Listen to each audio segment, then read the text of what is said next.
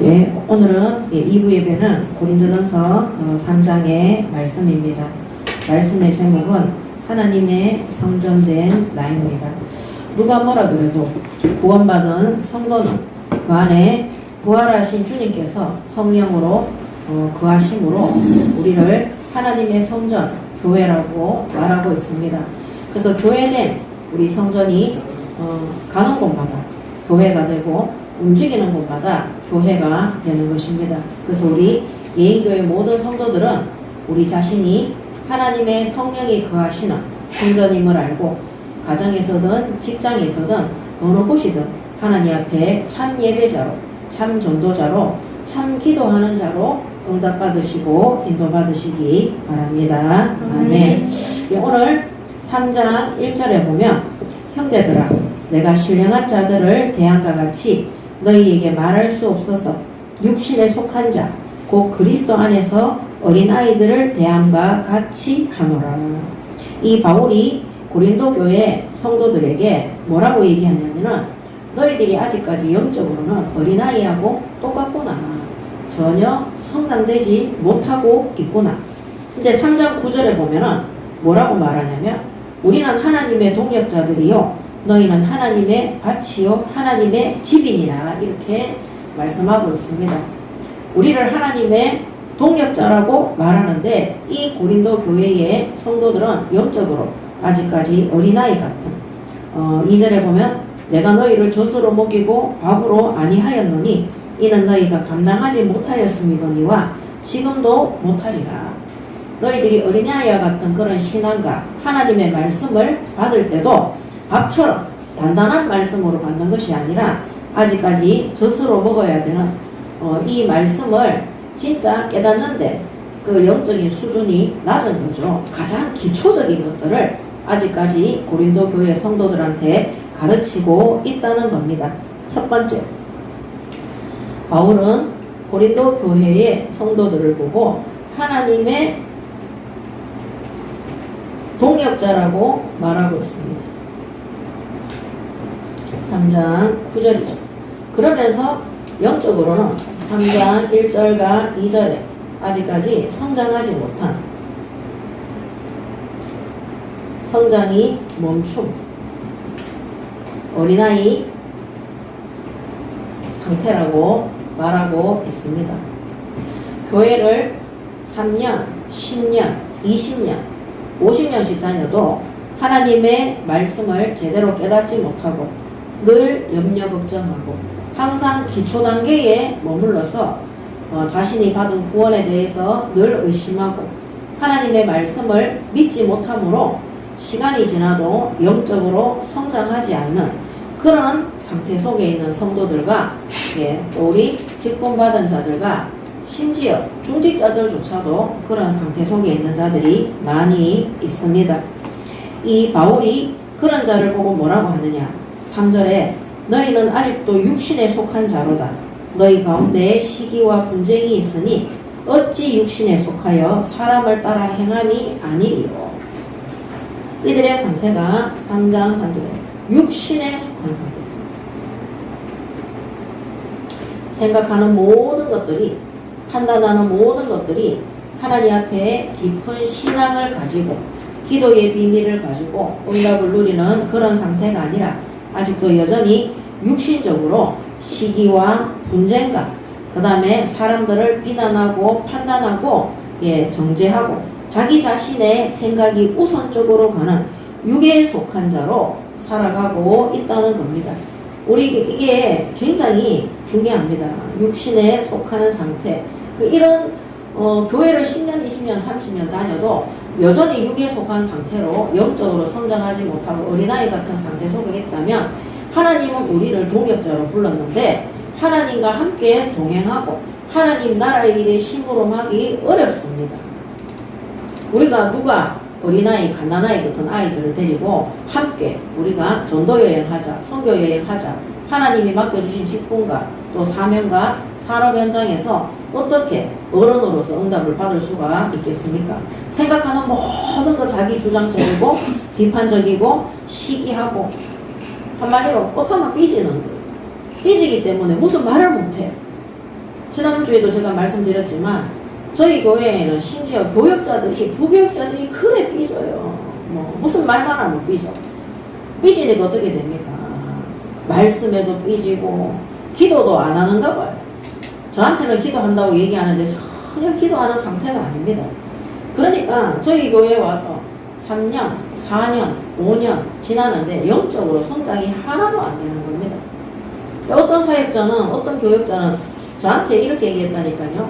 제가 권면을 하는데, 전도사님 그렇게 하시면은 이렇게 교회가 무너지고 이렇게 분쟁이 있으니까 이렇게 하지 말고 서로 간에 오해를 풀고 진짜로 소통을 하시고 교제를 하셨으면 좋겠다고 이렇게 얘기하니까, 그러면 목사님은 제가 죽었으면 좋겠어요? 이렇게 얘기하더라니까요. 근데 저는 그런 말은 처음 들어봤습니다. 그러면서 자꾸 죽겠다는 둥, 어떻게 하겠다는 둥, 나가겠다는 둥, 심지어는 전도사 직분을 내려놓겠다는 둥. 그래서 우리 그 교역자들 포럼하고 기도 모임 하는데 뜬금없이 그 얘기 하더라니까. 안녕하세요, 뭐 전에는 누구누구 땡땡땡 전도사입니다, 말씀 포럼 하겠습니다 이렇게 하는데 갑자기 성도 누구입니다 그렇게 하더라니까요. 때를 쓰고 울고 불고 죽는다고 협박을 하고, 예, 성장하지 못하는 겁니다. 자기의 욕심대로 해야 되고 투정해야 돼. 그러니까 교회에 있는 새가족이나, 예, 교회 안에 있는 자녀들과 그 주일학교 아이들이, 특히 후대들이 그 집의 자녀들도 제대로 성장을 하지를 못하는 것을 볼 수 있습니다. 하나님이 우리를 하나님의 동역자요 그리스도의 대사로 전 세계 살릴 주역으로 부르셨음을 믿으시기 바랍니다. 아멘. 하루라도 속히 이런 육에 속한 성장이 멈춘 어린아이와 같은 상태 속에 있는 자신의 영적인 상태, 생각과 마음의 상태를 잘 점검하시고 여기에서 빠져나오셔서 성숙한 진리의 말씀, 밥을 먹을 수 있는 단단한 음식 먹을 수 있을 정도로 믿음으로 행하고 믿음으로 열매 맺으며, 또 이 믿음의 행위가 많은 후대들과 교회 안의 성도들과 새가족들 앞에 보여져서 성령의 열매를 맺을 수 있는 그런 성장하는 성숙한 그리스도인들이 되시기 바랍니다. 아멘. 자, 이들이 이런 육의 상태 속에 있으니까 이 고린도 교회 안에 어떤 일이 일어났습니까? 3장 4절에 보면 어떤 이는 말하되 나는 바울에게라 하고 어떤 이는 나는 아볼로에게라 하니 너희가 육의 사람이 아니리요?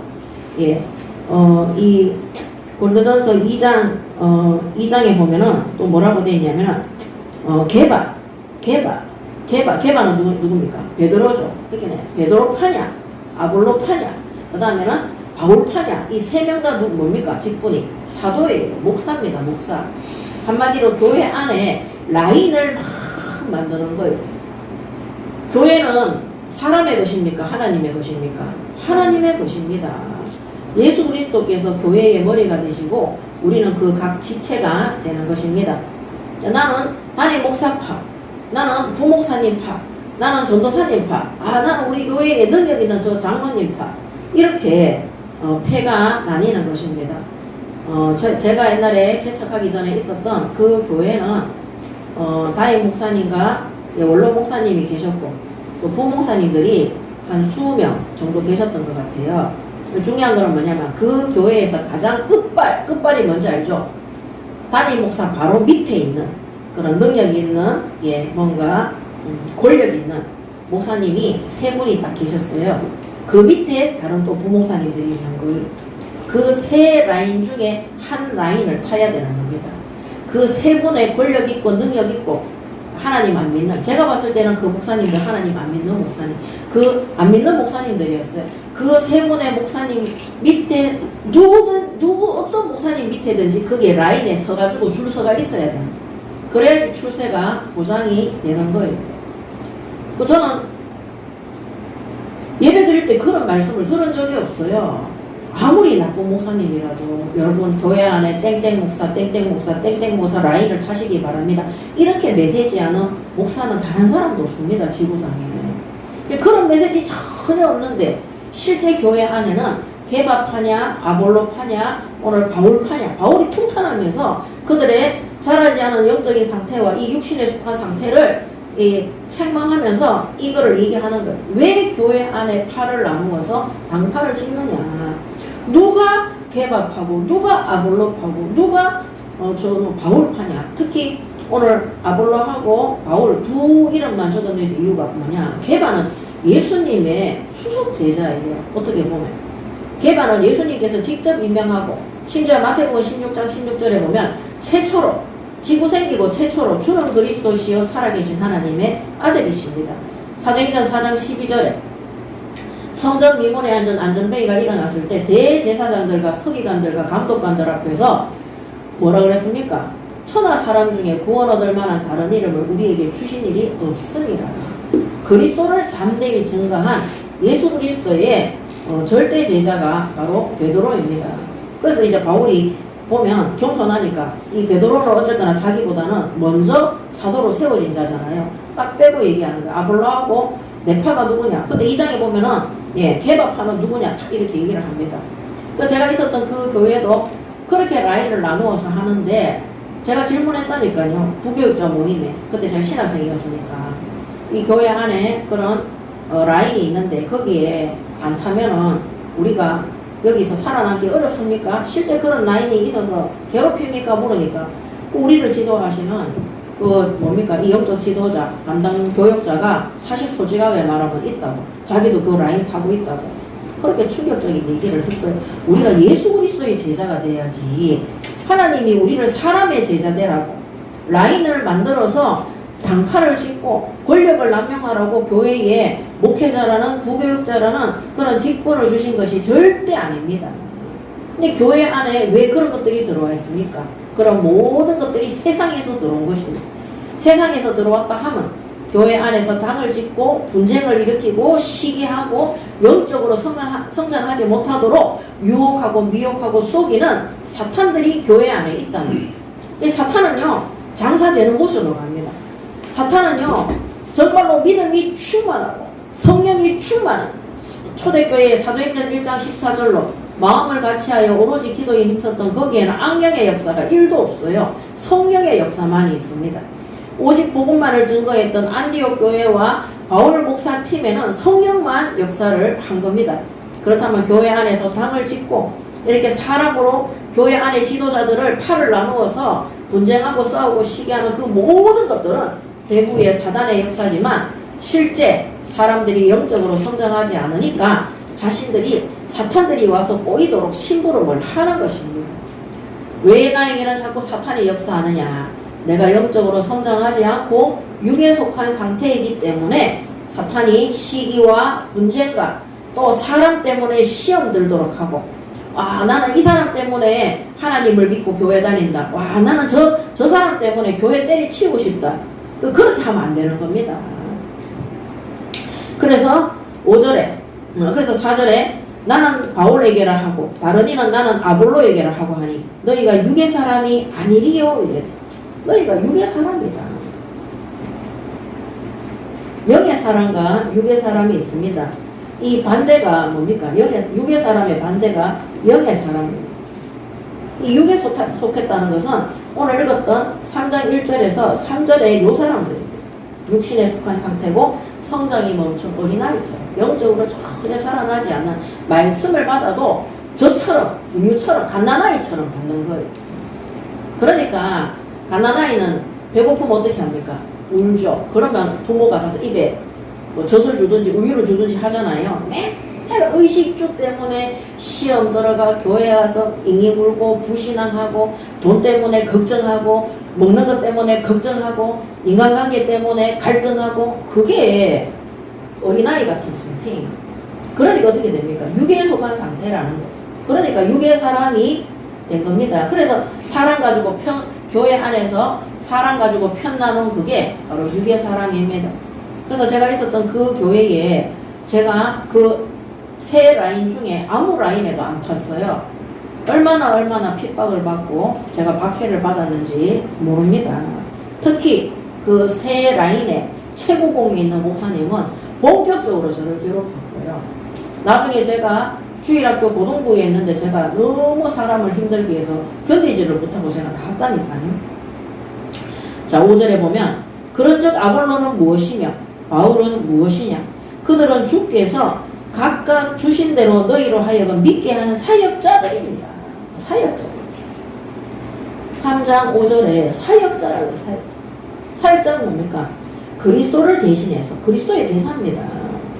그리스도를 대신해서 이 복음 전파의 사명을 정말 땅끝까지 사도행전 1장 8절에 증인되는, 또 마태복음 28장 18절에서 20절에 모든 민족 속에 제자를 삼는 이 일에 심부름하는 자가 바로 사역자입니다. 특히 사도행전 2장 1절에서 4절에 성령이 충만해서 성령께서 말하게 하심을 따라 강단 말씀, 현장 말씀, 성경 말씀 그대로 심부름하는 자가 바로 사역자입니다. 그래서 아볼로도 목회자예요. 사역자. 바울도 목회자입니다. 사역자. 베드로도 마찬가지입니다. 그래서 하나님께서 각각 주신 대로 너희로 하여금 믿도록 사역하는 사역자들이라는 겁니다. 그래서 이런 거를 보면 이 고린도 교회의 성도들이 사역자들, 한마디로 지도자들에 대해서 잘못된 그런 상식과 교리를 가지고 있는 것입니다. 목사님을 잘 섬기면, 목사님이 시키는 대로 하면, 목사님 뜻대로 하면 아닙니다. 하나님의 말씀을 대신 심부름하고 주님께서 우리에게 맡겨주신 이 복음 전파의 사역을 성도들과 함께 동역하며 말씀을 바르게 심부름하며 그들을 양육시키면서 주님이 천국으로 부르시는 그날까지 하나님 나라 일을 위해서 끝까지 심부름하는 사역자예요. 사역자. 그 사람들이 이제 교회의 영적인 지도자의 역할을 하는 것이죠. 그러니까 하나님이 기름 부어서 세우시고 임명한 자들이에요. 근데 이 성도들이 그런 것들을 왜곡되게, 잘못되게 생각을 해서 이 잘못된 이런 상식과 교리와 이제 인식이 다 되어 있으니까, 이 사상이 되어 있으니까 이런 파들이 나뉘어지는 겁니다.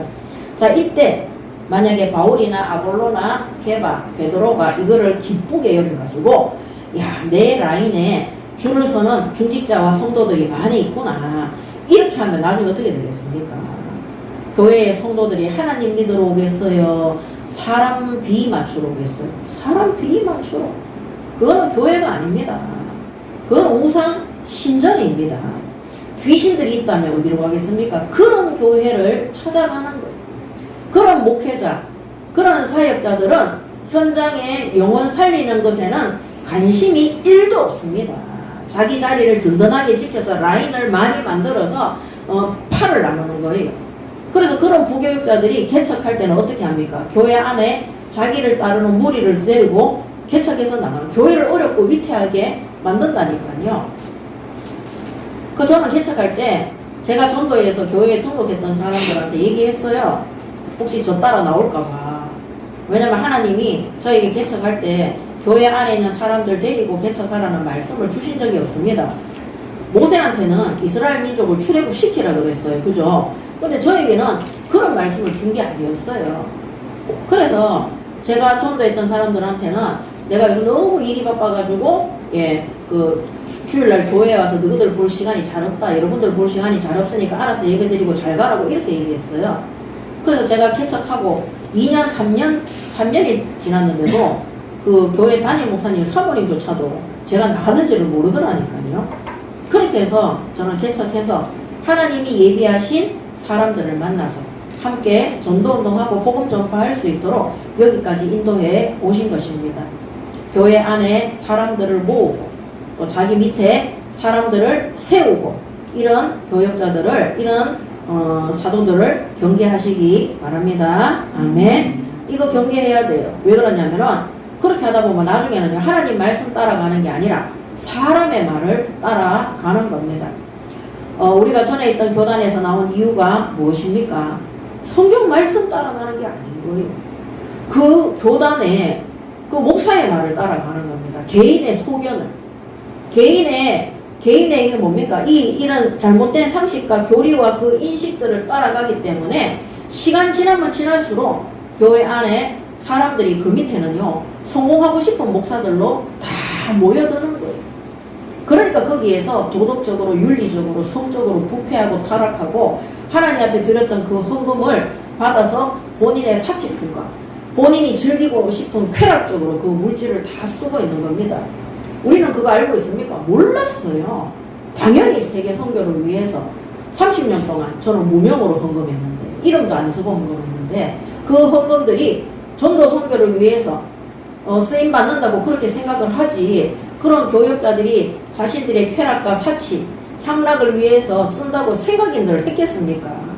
그리고 저는 제가 바로 신학 공부를 해서 목사가 된 사람이 아니라 불신자에서 복음 받고 제가 새가족에서 성도로, 평신도로, 중직자로 항상 현장에서 제가 일해가지고 돈 벌어가지고 교회에 헌금하고 제가 제 시간을 내서 전도해가지고 사람들 양육해가 교회에 등록시키고, 그 다음에는 뭡니까? 학생들 같은 경우는 위기 청소년 아이들 제가 돈 벌어가지고 걔들 학비 되고 장학금 되고 훈련비 되고 걔들 수련회 갈 수 있도록 돈 다 되고 병원비 되고 그렇게 문제집 사주고 학원비도 되고 그렇게 하면서 여기까지 온 겁니다.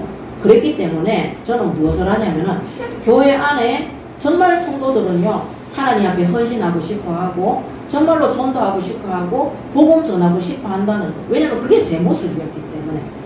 근데 사실은 제가 있었던 교회에 그런 100%는 아니지만 그 중에 몇몇은 안 괴롭히는 목사들도 있었어요. 그렇지만 대부분의 목회자들은 괴롭히고 힘들게 했어요. 그래서 왜 저럴까?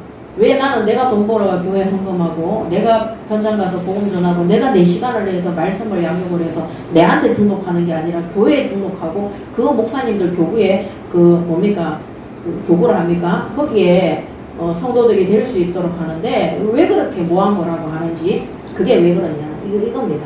지도자들이 잘못된 이런 상식과 이런 교리 속에 있기 때문입니다.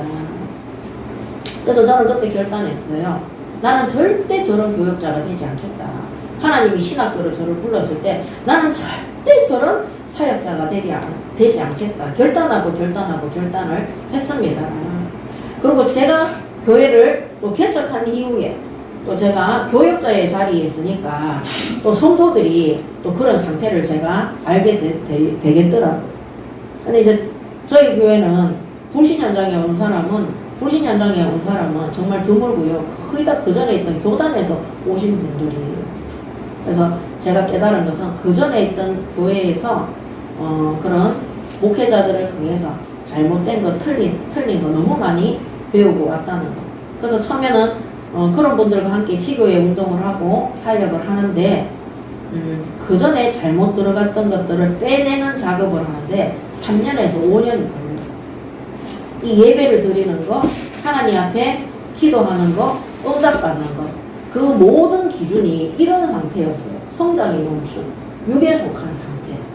전에 하나님의 말씀을 그렇게 많이 훈련을 받고 메시지를 많이 받는데도 깨닫지 못하는, 결국에는 뭐냐, 하나님의 말씀을 대언하는 사역자가 그리스도의 자리에 올라가 있는 겁니다. 그 사람의 메시지를 듣고 그 사람이 하고 있는 전도가 내가 하고 있는 거라고 착각하고 있는 거죠. 그 사람이 열매 맺고 있는 그것을 나도 열매 맺고 있다고 착각하는 거죠. 한마디로 뭔가에 잡힌 것입니다. 뭔가에 눈에 보이지 않는 미혹의 영들에게 그들의 생각과 마음이 확 잡혀 있는 것입니다. 그래서 하나님의 은혜 가운데에서 우리를 그 교단에서 불러내시고 이제는 하나님 주시는 말씀 그대로 하나님 뜻대로 바르게 훈련받아서 정말로 성령의 열매 맺는 또 장성한 믿음의 분량까지 올라가서 교회를 살리고 현장을 살리고 또 후대들을 살리고 올바른 언약을 전달하는 아름다운 교회의 성도들이 되시기 바랍니다. 아멘. 그러면서 6절에 나는 심었고 아볼로는 물을 주었으되 오직 하나님께서 자라나게 하셨느니라. 결국에는요, 우리를 영적으로 성장시키고 우리를 열매 맺게 하시는 분은 하나님밖에 없다는 겁니다. 열매 맺게 하시는 분. 열매 맺게 하시는 하나님이십니다. 그러면서 7절에 그런즉 심는 이나 물 주는 이는 아무것도 아니로되 오직 자라게 하시는 이는 하나님뿐이니라.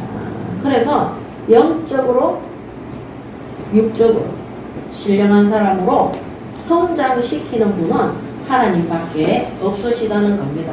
그래서 교회 와서 사람 바라보고 그 사람의 비위를 맞추거나 그 사람이 고백하는 말을 듣고 속지 마시기 바랍니다. 아멘. 교회 오셔서 하나님 앞에 예배 드리시기 바랍니다.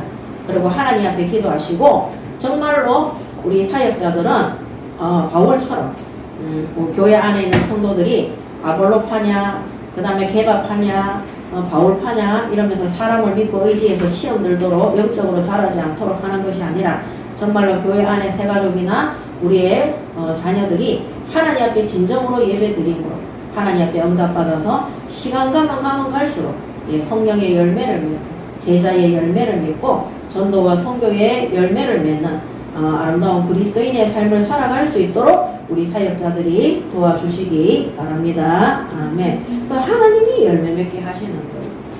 그래서 우리 사역자들은 자신을 자랑하거나 자신을 드러내는 일을 하면 안 되는 것입니다. 그래서 8절에 보면 심는 이와 물 주는 이는 한 가지나 각각 자기가 일한 대로 자기의 상을 받으리라. 그래서 하나님께서 우리에게 주신 직급대로 하나님이 우리에게 주신 달란트대로 사명대로 우리가 사역을 할 때 하나님께서 각각 자기가 일한 대로 자기의 상급을 주시겠다고 약속을 하셨습니다. 하나님은 우리가 하나님 나라 일에 동기 없이 욕심 없이 순수하게 주신 사명 잘 감당할 때 마태복음 6장 33절에 너희는 먼저 그의 나라와 그의 의를 구하라 그랬어요. 그래야만 이 모든 것들을 더하여 주시리라고 약속하셨습니다.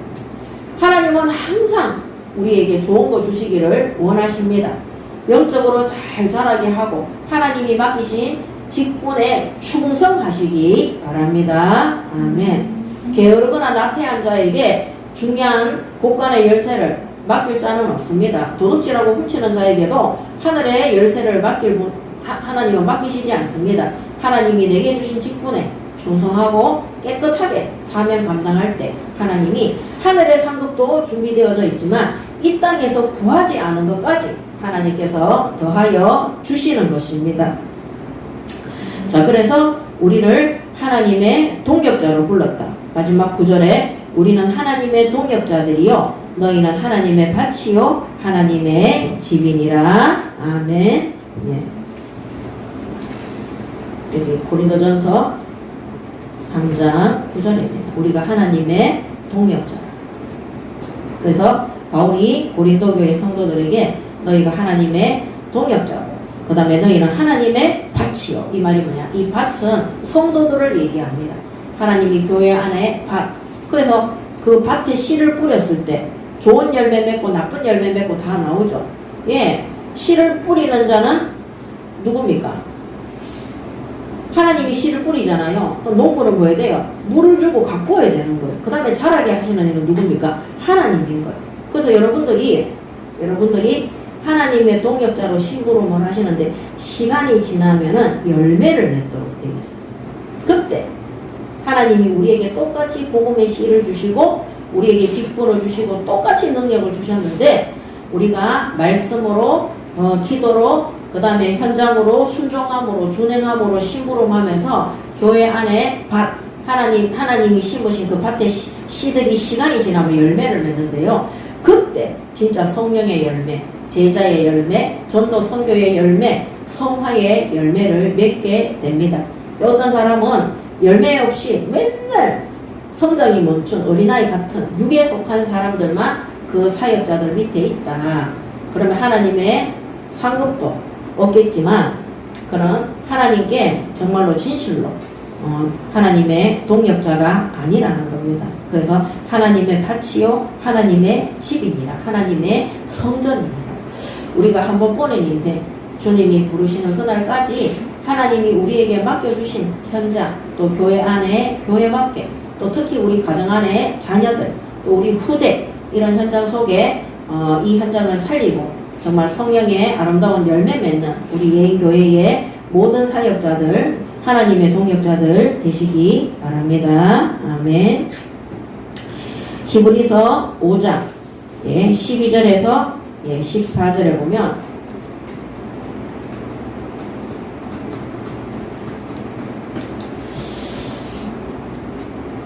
때가 오래되었으므로 너희가 마땅히 선생이 되었을 터인데 너희가 다시 하나님의 말씀의 초보에 대하여 누구에게서 가르침을 받아야 할 처지이니 단단한 음식은 못 먹고 젖이나 먹어야 할 자가 되었도다. 이는 젖을 먹는 자마다 어린아이니 의의 말씀을 경험하지 못한 자요.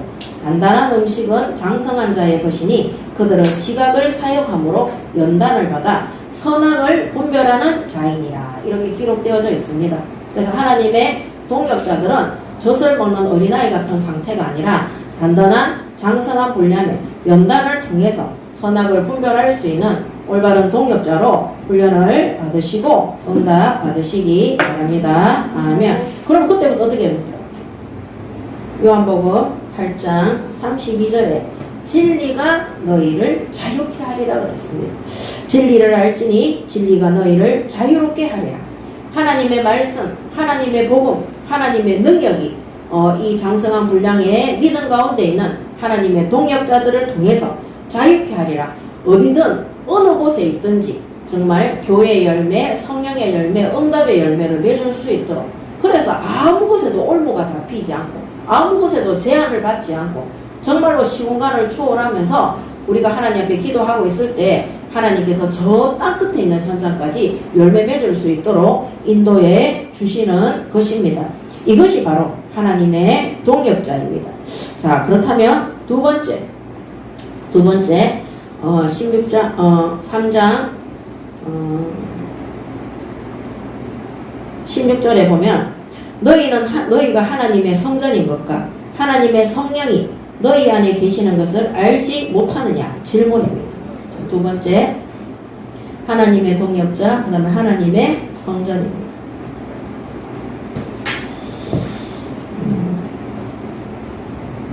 10절부터 보도록 하겠습니다. 내게 주신 하나님의 은혜를 따라 내가 지혜로운 건축자와 같이 터를 닦아두매 다른 이가 그 위에 세우나 그러나 각각 어떻게 그 위에 세울까를 조심할지니라.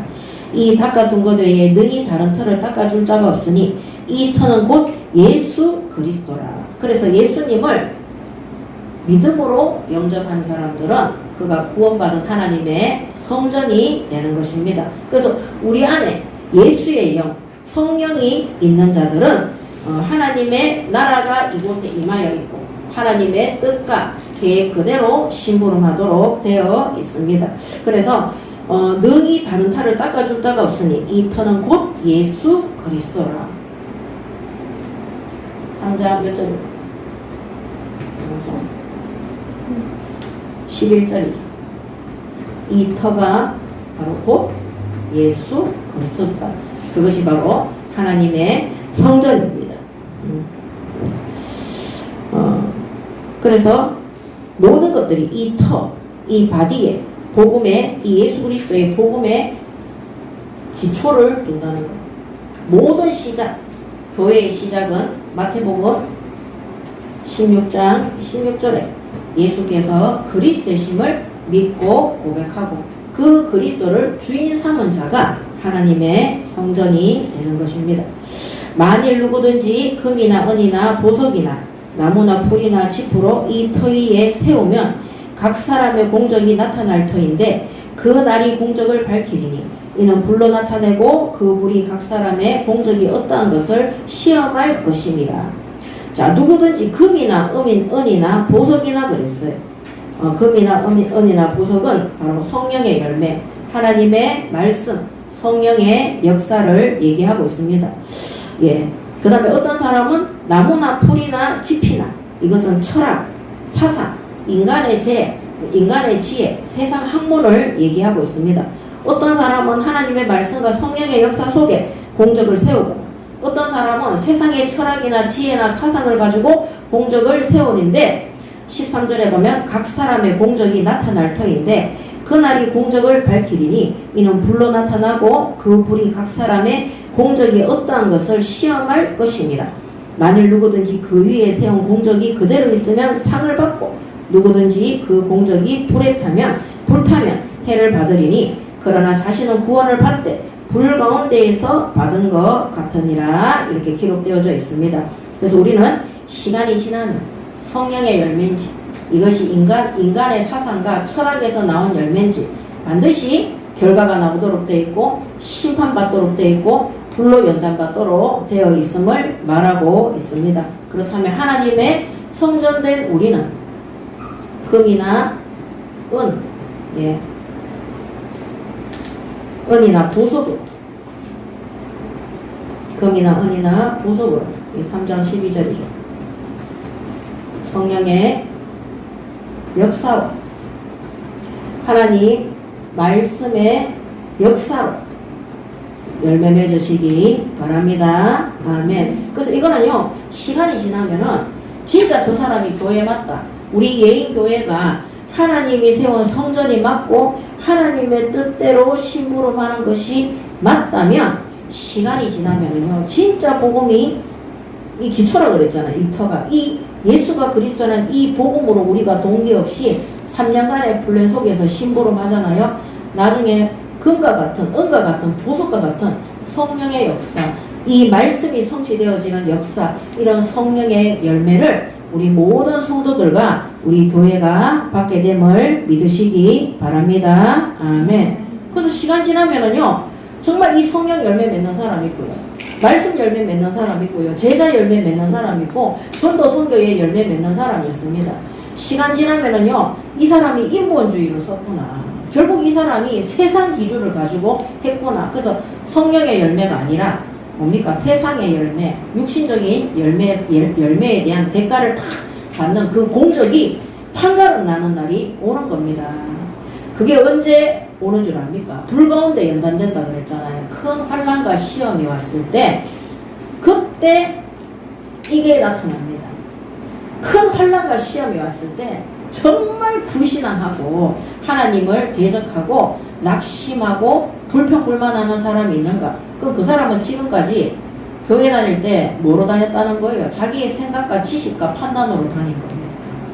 철학과 종교로 다닌 겁니다. 환난과 연단 가운데, 불과 같은 연단 가운데에서 금과 은과 보석과 같은 성령의 열매 맺는 사람은 그때 믿음 고백하고 그때 정말 교회를 위해서 기도하고 하나님 앞에 나라와 민족과 국가를 위해서, 그리고 우리가 받은 어려운 문제와 이런 손해보는 것들이 반드시 복음 전파에 유익이 될 수 있도록, 그래서 로마서 8장 28절에 뭐라 했습니까?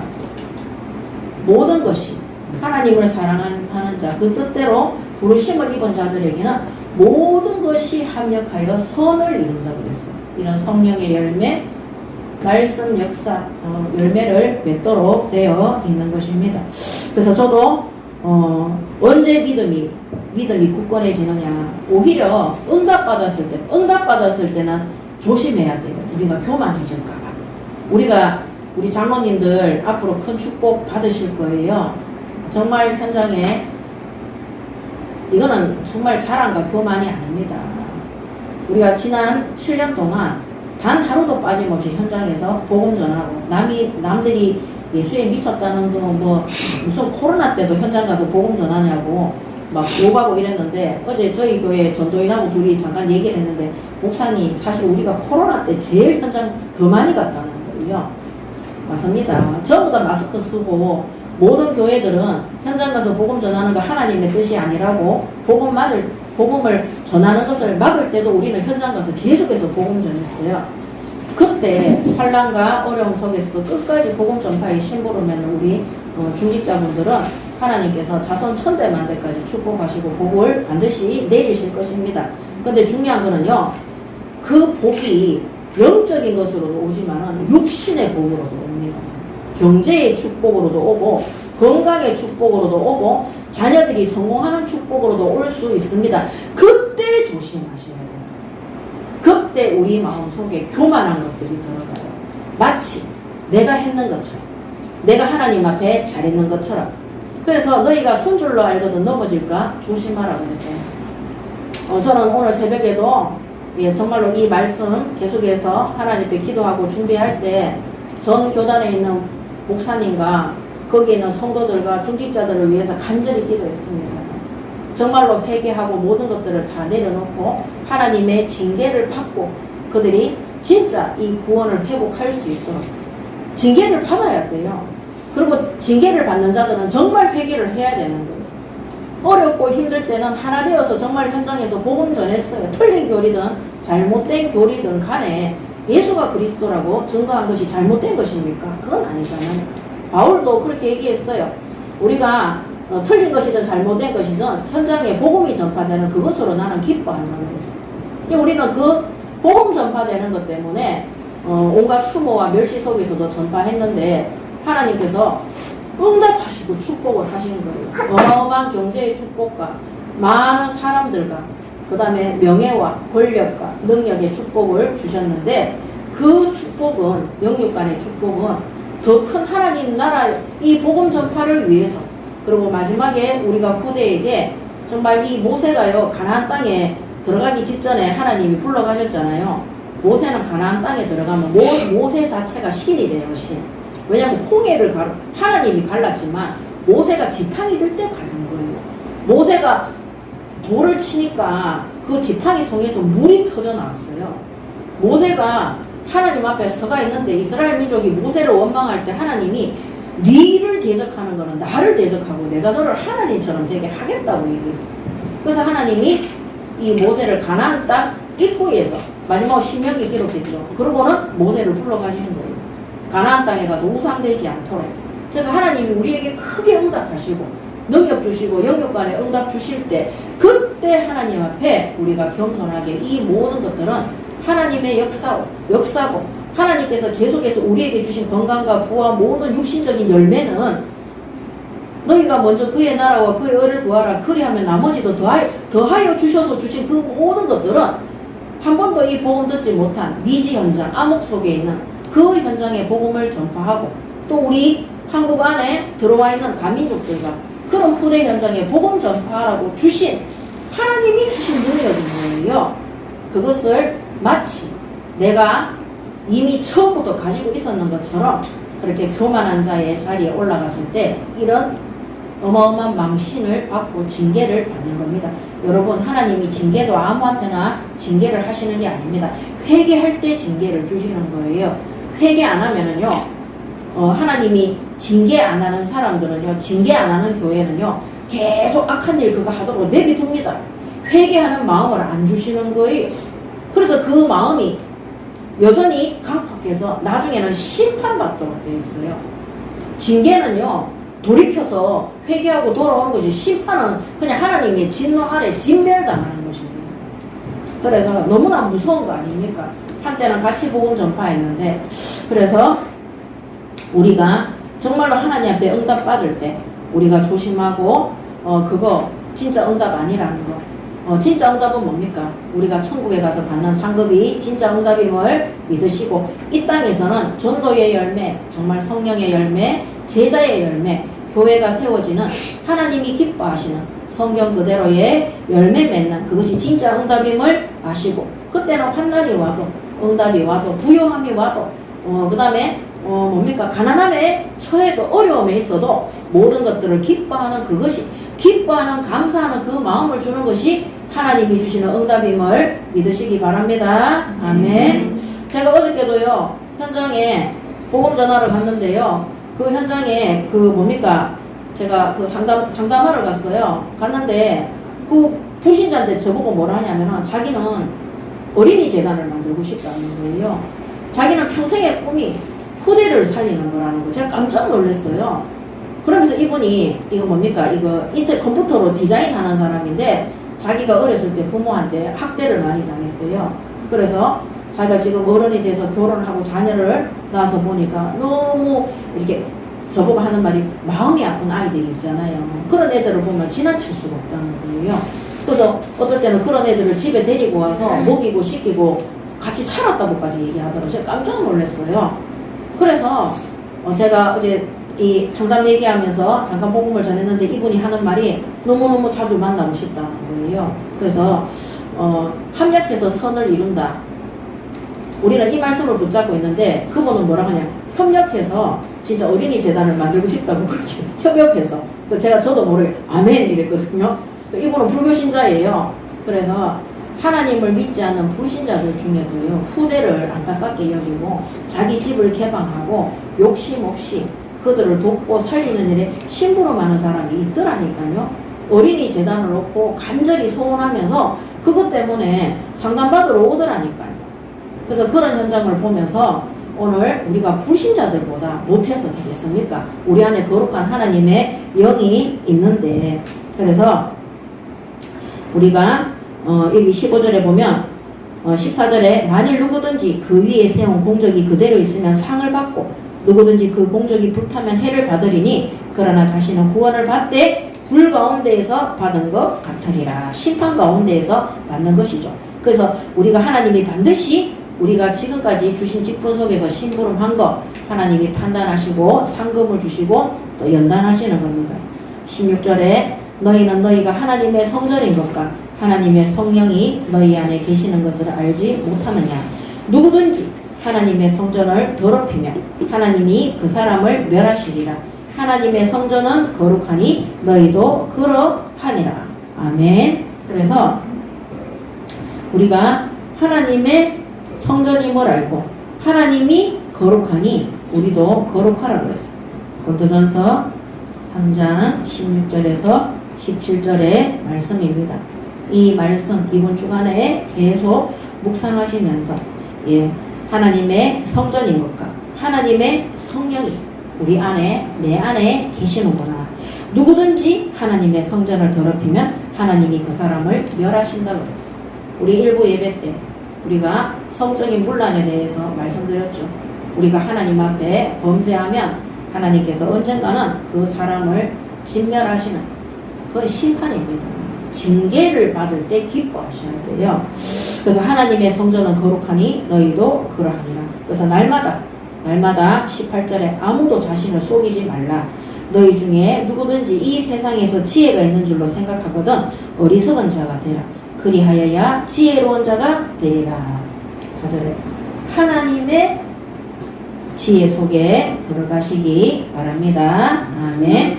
자신을 속이는 자는 어리석은 자가 되고 세상의 지혜 가운데 있는 겁니다. 하나님이 우리 자신을 스스로 속이지 말라고 말씀하시는 겁니다. 19절에 이 세상 지혜는 하나님께서 어리석은 것이니 기록된 바 하나님은 지혜 있는 자들로 하여금 자기 꾀에 빠지게 하시느니라 하였고 또 주께서 지혜 있는 자들의 생각을 헛것으로 아신다 하였느니라. 그런즉 누구든지 사람을 자랑하지 말라. 만물이 다 너희 것이니라. 바울이나 아볼로냐 게바냐 세계냐 생명이냐 사망이냐 지금 것이냐 장래의 것이나 다 너희의 것이요. 23절에 뭐라고 얘기합니까? 너희는 그리스도의 것이요 그리스도는 하나님의 것이니라. 아멘. 하나님의 지혜가 뭡니까? 예수 그리스도입니다. 하나님의 지혜. 그래서 3장 23절이죠. 하나님의 지혜, 사람의 지혜, 세상의 지혜, 그 모든 것들을 다 버리시고 만물이 하나님께 속했으므로 바울이냐 아볼로냐 베드로냐 전세계냐 생명이나 이런 말 쓸데없는 말 하지 말고 이 모든 것들이 하나님께 속했다. 그러므로 이것이 다 우리의 것, 너희의 것이 구원받은 자들의 것이라 그랬습니다. 그래서 너희는 그리스도의 것이요 그리스도는 하나님의 것이니라. 아멘. 그래서 날마다 하나님의 지혜이신 예수 그리스도를 주인으로 모시고 그분의 지혜를 구하고 그분의 능력을 구하시고 그분의 뜻대로 인생을 살아가시기 바랍니다. 아멘. 오늘 마지막 결론입니다. 우리 교회가 3년의 플랜 속에 있습니다.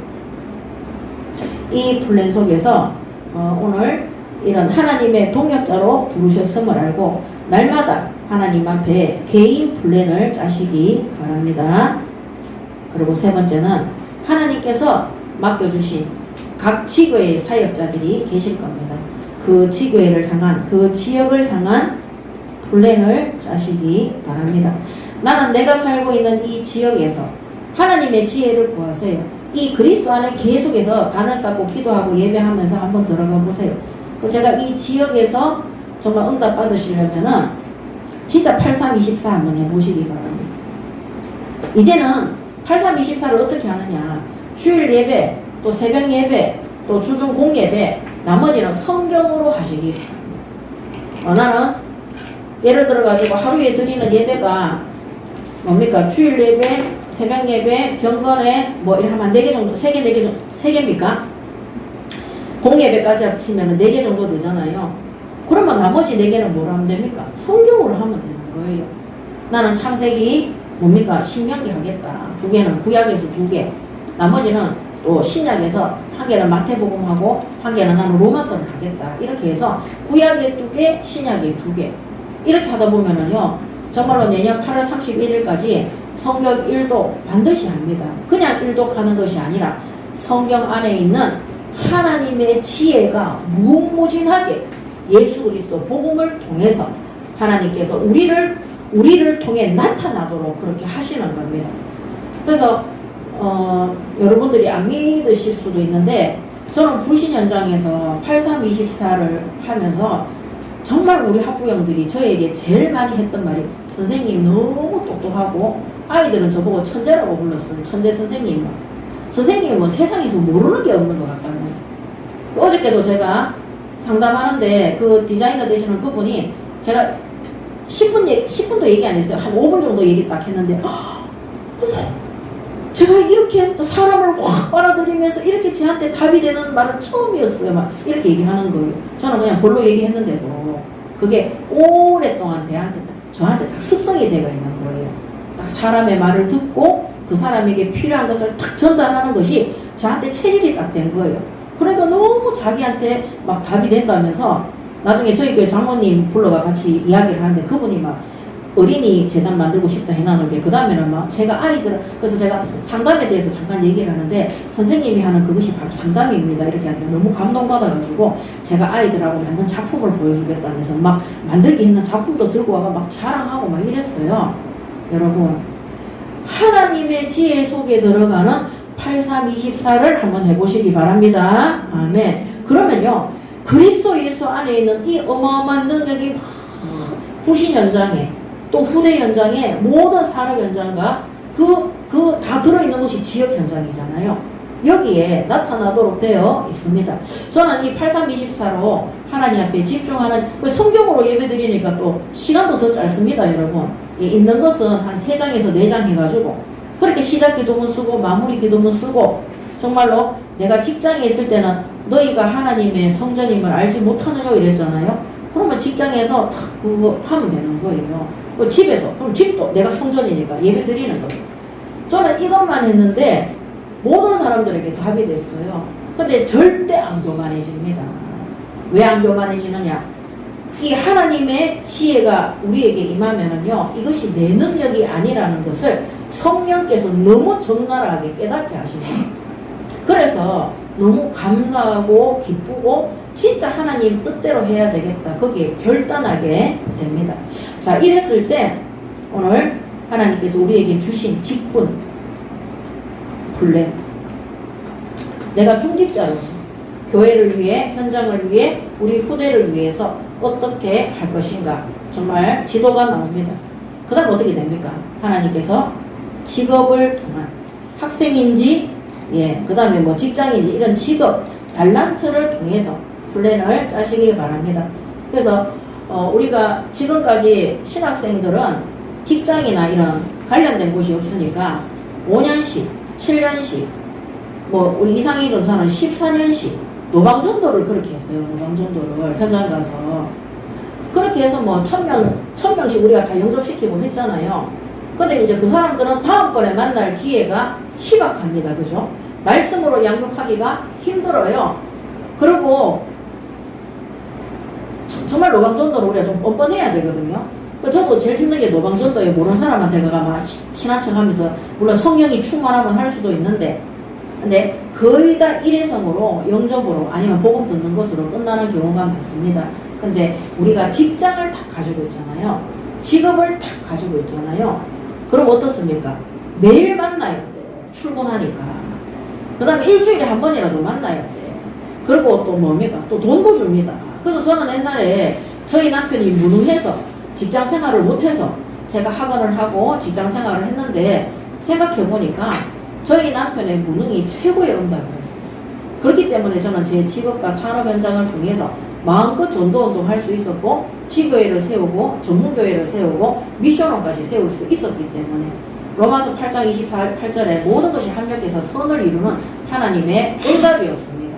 그래서 저는 지금 목사라는 직분을 가지고 있잖아요. 직분 플랜. 그래서 이제 11월 달부터는 직업 플랜 속으로 들어가려고요. 그래서 본격적으로 제가 상담으로 이제 문을 열고, 예, 장소는 하나님이 주시겠죠. 그렇게 해서, 제가 요새 제일 고민하고 있는 부분이 그겁니다. 학생들이 문제가 있어서 상담을 해보면 다 부모 문제예요. 근데 이 부모들이 전부 다 70, 80 이런 세대들인 거예요. 또 90년생 세대들도 있고. 이런 부모들이 상담을 받고 그분이 집에 가서 적용하기에는 너무 힘든 거예요. 나이가 이미 막 50세, 40세, 기본 가장 어린 게 30세 넘었기 때문에. 그래서 제가 고민한 부분이 그겁니다. 부모들이 상담을 할 수 있도록, 부모가 카운셀러가 상담사가 될 수 있도록 부모들을 불러서 상담사 교육을 시키는 그런 프로그램을 할 계획입니다. 그렇게 해서 11월 달부터 뭐 초순이 될지 하순이 될지는 모르겠지만 하나님이 지금 제게 주신 달란트, 직업이죠. 이 기능을 통해서 현장을 살릴 수 있도록 그렇게 일단 기도를 시작을 했습니다. 그래서 지금까지 제가 주신 직분과 달란트를 가지고 현장에서 전도운동할 때 항상 하나님이 예비된 장소를 주셨어요. 어떤 학부형들은 루디아가 우리 집에 들어와서 뭡니까 강권해서 바울을 불렀다고 했거든요. 그런 자들이 수두룩 빽빽한 건 아니지만은 단 한 번도 부족함이 없이 다 현장마다 있었어요.